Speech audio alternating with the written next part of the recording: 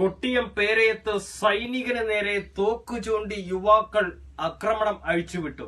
കൊട്ടിയം പേരയത്ത് തോക്ക് ചൂണ്ടി വഴിയാത്രക്കാരനായ സൈനികനെ ലഹരിക്കടിമകളായ യുവാക്കൾ മർദ്ദിച്ചു.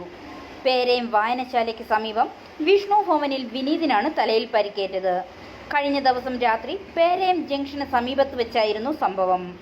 ലഹരിക്കടിമകളായ യുവാക്കൾ മറ്റൊരാളെ തോക്ക് ചൂണ്ടുകയും കത്തികൊണ്ട് നിരവധി പ്രാവശ്യം കുത്തി പരിക്കേൽപ്പിക്കുകയും ഭീകരാന്തരീക്ഷം സൃഷ്ടിക്കുകയുമായിരുന്നു. തുടർന്ന് റോഡിലിറങ്ങിയ യാത്രക്കാരെ അസഭ്യം പറയുകയും അതുവഴി വന്ന വിനീതിനെ തോക്ക് ചൂണ്ടി മർദ്ദിക്കുകയുമായിരുന്നു.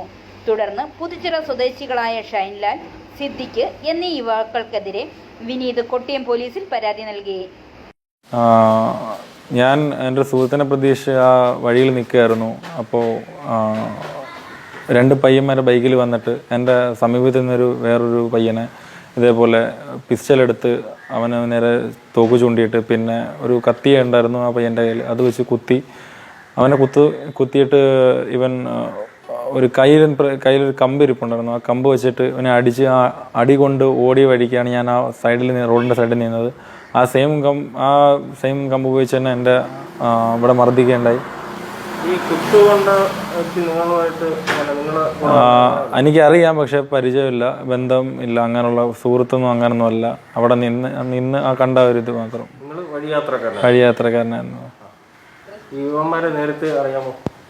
എന്നെ മർദ്ദിച്ചവരെ എനിക്ക് നേരത്തെ അറിയില്ല. പക്ഷെ എനിക്ക് അറിയാൻ കഴിഞ്ഞത് സിദ്ദിഖ്, പിന്നെ ഷൈൻ ബാബു, പുതുച്ചിറ അവരെ വീട് എനിക്ക് അറിയാൻ കഴിഞ്ഞത്. ഞാൻ സ്റ്റേഷനിൽ ആ പേരിലാണ് പരാതി കൊടുത്തിരിക്കുന്നത്.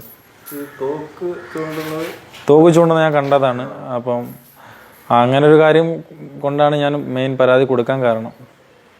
സമാനമായ നിരവധി ആക്രമണ കേസിൽ ജയിൽ ശിക്ഷ അനുഭവിച്ച് പുറത്തിറങ്ങിയ യുവാക്കളാണ് ഇരുവരും. കൊട്ടിയം എസ്ഐയുടെ നേതൃത്വത്തിൽ സ്ഥലം സന്ദർശിച്ച് തെളിവെടുപ്പ് നടത്തി. എന്നാൽ ഇതുവരെയും പ്രതികളെ അറസ്റ്റ് ചെയ്തില്ല എന്ന് വിനീതും നാട്ടുകാരും ആരോപിക്കുന്നു.